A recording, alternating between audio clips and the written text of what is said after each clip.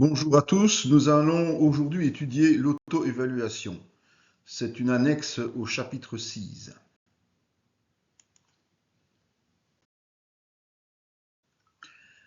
Avant d'aborder des situations concrètes, nous avons donc décidé d'intégrer ce processus d'auto-évaluation. Comme l'exprime clairement Jésus dans Matthieu 7, il est impératif de d'abord faire notre propre état des lieux spirituel, qui est souvent bien plus désastreux que celui de ceux que nous avons la prétention de juger, avant d'avoir la moindre prétention au sein du corps de Christ. À défaut de faire nôtre cette attitude de remise en question permanente, nous n'échapperons pas au jugement qui attend ceux qui rejettent notre Seigneur en se comportant de manière charnelle alors qu'ils ont bénéficié de la grâce. Quelle désillusion ce serait! Évaluer sa foi. Pour bien comprendre ce qu'est l'auto-évaluation, nous devons d'abord définir certaines affirmations bibliques.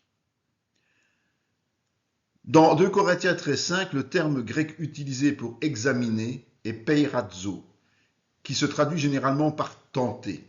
Au premier abord, cela peut dérouter, mais pas autant que cela.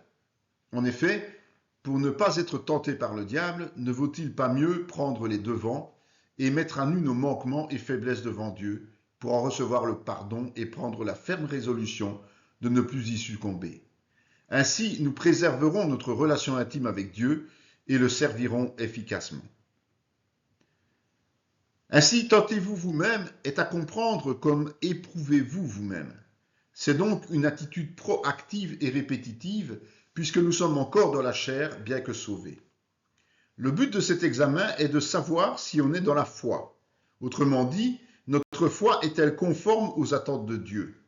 Nombre de passages de la Bible au sujet de la foi permettent ainsi de cerner celle-ci. Elles composeront la base de détermination des critères pour notre auto-examen spirituel.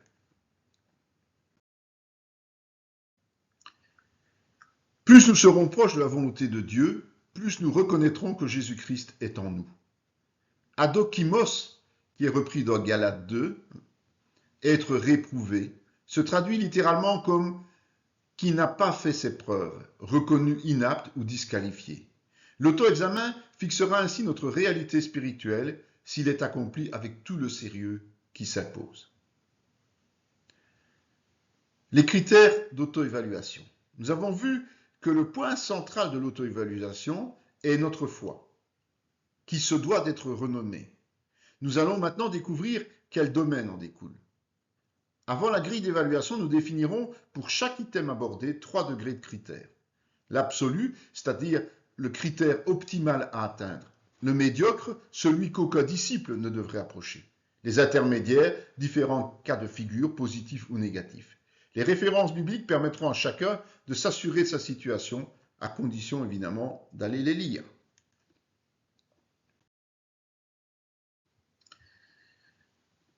Notre confiance en Dieu. Le critère absolu, c'est la vraie confiance en Dieu, c'est croire que ce qu'il dit, il le fait. Comme dans Luc 7. Le critère médiocre, c'est mettre en doute la capacité de Dieu à maîtriser toute chose, c'est l'insulter finalement. Les critères intermédiaires peuvent être faire confiance puis avoir peur et douter, croire mais en ayant peur, ou croire sans croire, avoir peur, avoir une réflexion matérialiste ou égoïste, avoir la dureté de cœur. La relation de confiance absolue ne va pas dans un sens, celui de Dieu, ne va pas que dans un sens, celui de Dieu. Ainsi, si nous sommes conscients de notre imperfection et que nous fixons notre regard sur lui, il répondra à nos besoins.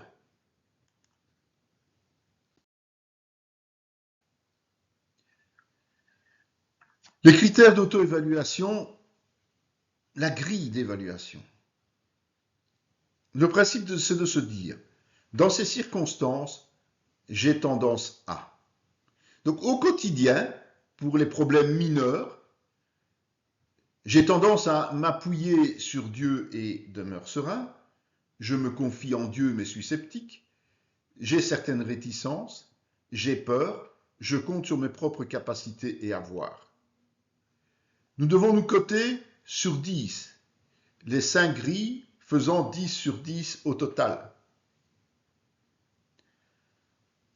Les mêmes questions peuvent se poser dans une situation de maladie quelconque. Je vous laisse regarder les critères et y répondre évidemment. Mais là, nous allons y répondre d'une manière différente. Nous allons noter l'ordre d'action le plus fréquent. Qu'est-ce que je fais le plus rapidement, en premier, en deuxième, en troisième? La même chose pour une situation grave, un accident ou le décès.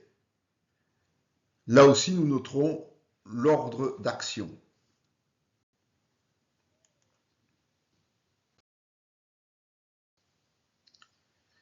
Notre obéissance à Dieu. Notre obéissance est l'arme absolue contre les manœuvres du diable, comme le dit Jacques 4,7. Le critère absolu, c'est comme le centenier, se plier sans contestation ni délai aux instructions reçues. Le critère médiocre, c'est malgré notre libération par Christ, demeurer dépendant volontairement de nos convoitises. Et les critères intermédiaires peuvent être le manque de persévérance, le relâchement, l'absence du Saint-Esprit, la désobéissance aux anciens, la convoitise.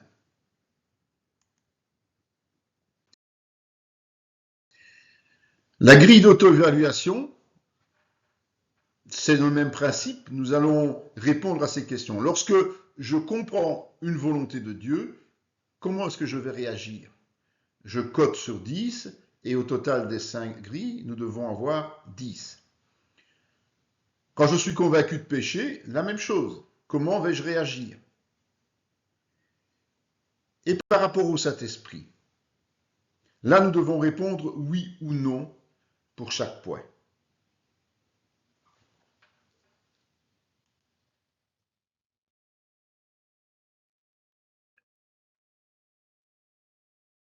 L'obéissance envers les anciens, c'est une quatrième grille qui repart de nouveau sur le principe de coter sur 10.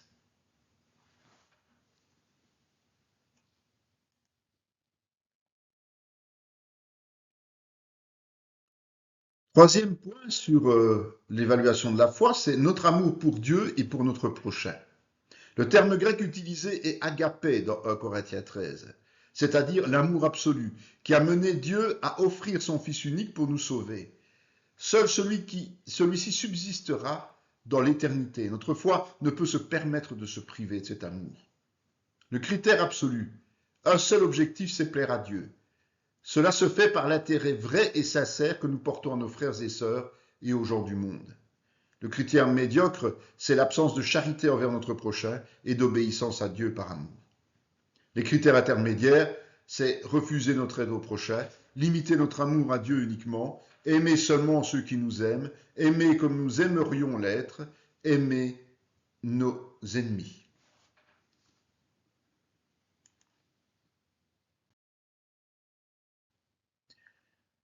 La grille d'auto-évaluation, bien, tout simplement, il faut dire si j'aime ou non. Et là, nous mettrons une notion sur 10. Chaque critère est évalué individuellement sur 10. Donc si par exemple je dis oui, j'aime Dieu, je vais mettre 8 sur 10 par exemple. Et mes frères et sœurs en Christ, oui, je les aime, mais 5 sur 10. Donc au total, nous aurons plus que 10 sur 10. Ce n'est pas le but de mettre une cote générale. Ici, c'est vraiment par critère. Si mon frère est dans le besoin, là, nous sommes dans le même principe de coter sur 10 et d'avoir un total de 10 sur 10. Ma relation avec mes frères, de nouveau, nous allons coter sur 10 pour avoir un total sur 10.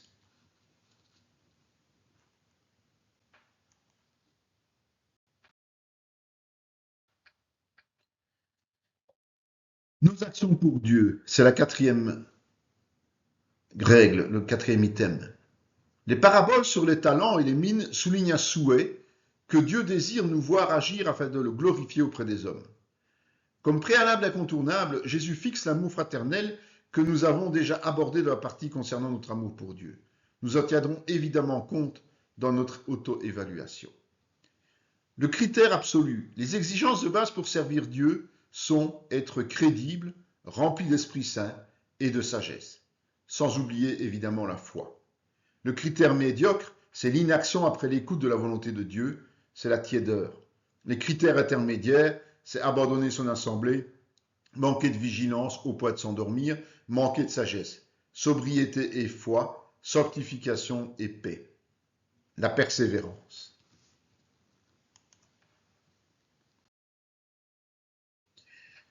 Nos grilles d'évaluation, les critères de référence. Je suis actif au sein de l'Église, par exemple, je vais mettre une note sur 10 de nouveau. Je suis équilibré dans la foi, apte à accomplir tout type de tâches. Je suis sage, capable de comprendre et d'appliquer, etc. Cela, vous le mettez sur 10, mais il ne doit pas y avoir de total sur 10, puisque ici, nous avons effectivement chaque critère autonome de nouveau. Dans une situation critique, comment vais-je réagir? Il faut cocher un seul item, celui qui correspond le mieux à votre façon de réagir. La même chose pour l'item suivant. En général, je me considère comme, je coche le seul item qui correspond le mieux à ce que je pense être.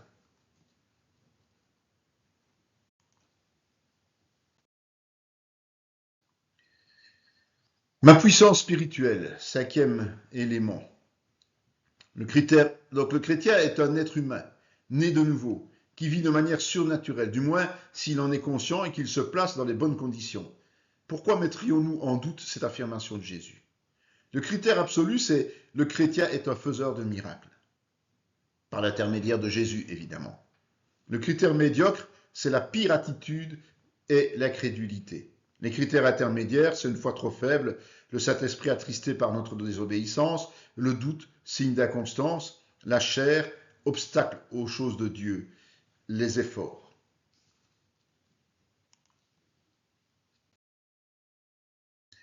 La grille d'évaluation. Par rapport au miracle, signe, prodige, acte de puissance, nous vous demandons de cocher l'item de nouveau qui correspond le mieux à votre situation. Si j'accomplis peu de signes, c'est que. Pourquoi j'accomplis peu de signes? Cochez aussi le ou les items à ce moment-ci, il peut y en avoir plusieurs évidemment. Face à une situation anormale, comment vais-je réagir? Là aussi, vous pouvez cocher un ou plusieurs items.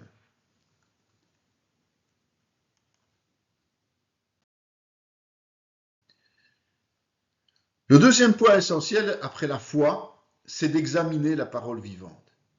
Il est impossible de réaliser une auto-évaluation de notre foi sans mesurer notre attachement à la parole de Dieu, qui joue de nombreux rôles essentiels dans la vie du chrétien, à commencer par mettre à nu, si l'on peut dire, notre être intérieur. Les Écritures sont donc le point de départ incontournable. Toute la parole vient de Dieu. Il n'y a rien dans les Écritures qui ne provienne de Dieu. Cela nécessite donc une approche humble, attentive et minutieuse de chaque verset, de chaque livre, pour garantir un examen complet de notre personne. La parole ne peut jamais s'éloigner du chrétien.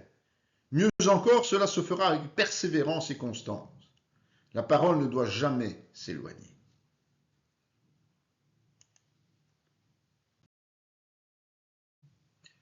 Le zèle pour la parole. Notre état d'esprit prévaut. L'enthousiasme est de rigueur au même titre que la régularité. L'utilisation permanente de la parole. La différence entre le disciple et les autres, c'est son attachement à la vérité et sa propension à l'utiliser en toutes circonstances. La grille d'évaluation, eh bien, tout simplement par rapport à la parole, je l'étudie en profondeur, je la lis chaque jour. Nous devons coter chaque item sur 10, indépendamment des autres. Donc le total ne doit pas faire 10 sur 10, mais sera supérieur, nous l'espérons, à 10 sur 10.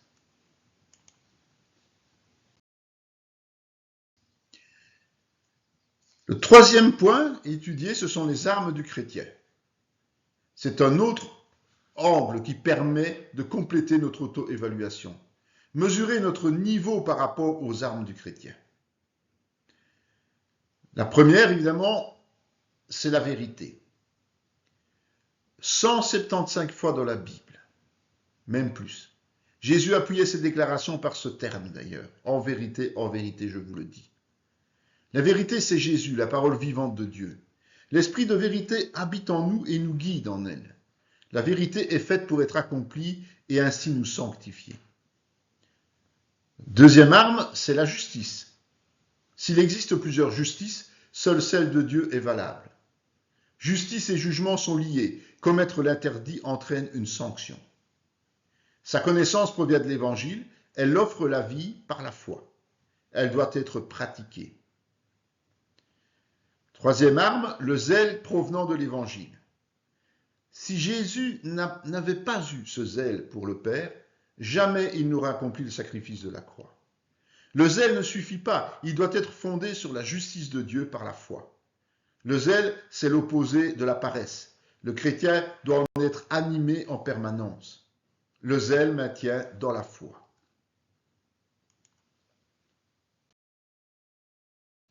Quatrième arme, la foi. Nous l'avons déjà étudié, nous n'y revenons pas ici. Cinquième, le salut. Le salut se trouve exclusivement en Jésus. Il se transmet par l'annonce de l'Évangile. Cela demande une action, confesser et croire. Le salut s'obtient par la repentance sincère. Sixième arme, la parole de Dieu. Ce point a été étudié précédemment, nous n'y revenons pas. Et puis il y a les prières. Ce ne sont pas une arme à proprement parler, mais des actions qui sont fondées sur la confiance en Dieu et qui utilisent ces armes.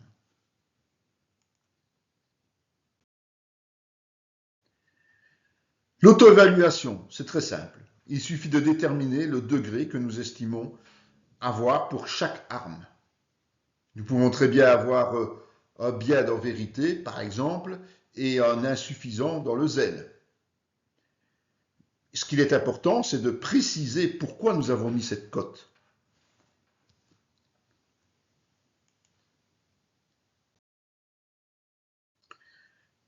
Quatrième point pour l'étude, l'auto-évaluation, ce sont les fruits de l'esprit.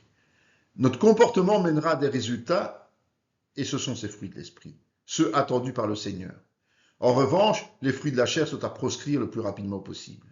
Les fruits de l'esprit sont des sentiments, non pas charnels, mais spirituels. Ils doivent être compris selon la vérité. Le premier, c'est l'amour. L'amour consiste à offrir notre propre vie au bénéfice des autres en leur consacrant du temps et de l'énergie, au détriment de nous-mêmes si nécessaire. L'amour fraternel est le signe visible de notre appartenance à Christ. Deuxième fruit, c'est la joie. Servir Dieu se fait avec bonne humeur. Cette joie nous est communiquée par Jésus au travers de sa résurrection. Notre qualité de disciple nous rapproche de l'éternité. Nous la ressentons en vivant au sein de l'Église vivante, fraternelle et unie. La paix est le troisième fruit. La paix, c'est l'opposé du trouble, elle est offerte par Jésus. La paix, impossible à comprendre, provient de la réconciliation avec Dieu par Jésus. Elle grandit avec la connaissance. La paix sans compromission se recherche afin de vivre dans l'unité. La paix est vivante au travers de l'évangélisation, des œuvres, la reconnaissance et la justice.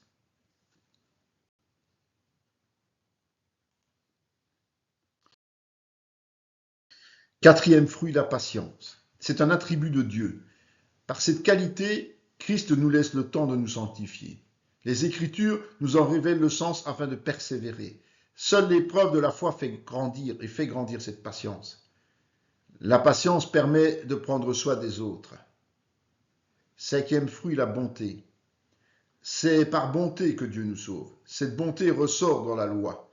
Elle est active envers ceux qui l'appliquent assidûment. Tout est bon si nous savons remercier Dieu. Sixième, la bienveillance. Nous sommes réconciliés par la foi grâce à la bienveillance de Dieu, et ce malgré un monde rebelle. Elle est fondée sur sa bonté afin de glorifier Christ. Elle induit le plus profond respect pour les autres. Elle se mesure par l'accueil et la générosité. Nous avons ensuite la fidélité. La fidélité fait partie de la nature de Dieu aussi. Jésus l'a prouvé par son sacrifice. Ainsi, notre espérance du salut se fonde sur elle, tout en nous assurant protection, affermissement et sanctification.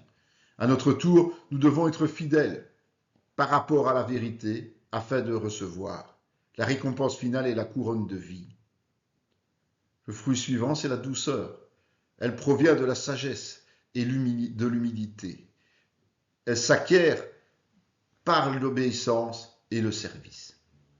Elle permet de recevoir l'enseignement sans rébellion. Nous devons nous en remplir. La douceur et la paix démontrent un cœur pur. Nous avons ensuite la tempérance, aussi appelée sobriété ou maîtrise de soi. Elle fait partie du processus de maturité spirituelle. Elle s'acquiert par l'effort répété et constant. Elle nous permet de demeurer alerte dans le combat spirituel. La grille est du même type que pour les armes du chrétien. Chaque fruit est repris et vous devez l'évaluer. Une seule évaluation par fruit.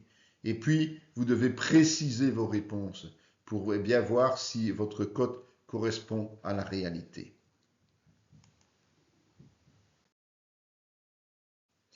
Cet exercice permet d'abord de veiller sur nous-mêmes, à ce que nous soyons effectivement aptes à accompagner spirituellement les autres. Il n'y a rien de pire que de vouloir aider sans être dans les conditions requises. En nous examinant par rapport à la vérité, si nous détectons une faille, il nous suffira alors de la colmater en faisant repentance et en changeant d'attitude. Ainsi, nous pourrons accomplir notre tâche en conformité avec Christ. L'auto-examen est aussi un outil précieux pour le consultant. Cela lui permettra de faire régulièrement un état des lieux afin de vérifier que l'accompagnement porte ses fruits.